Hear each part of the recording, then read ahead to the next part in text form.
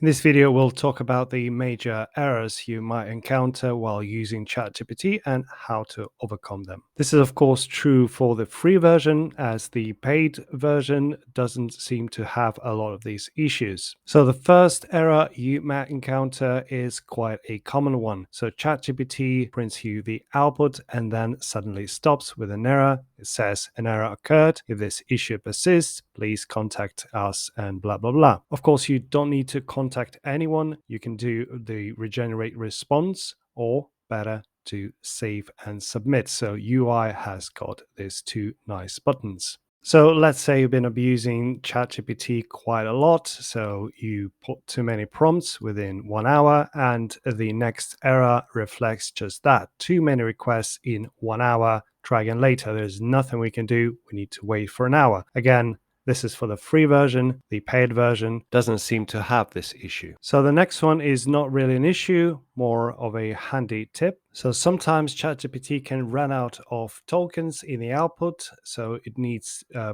little bit more to finish its thought, and you can write something like continue where you've left off. That'll make it to carry on until it's finished where it has stopped.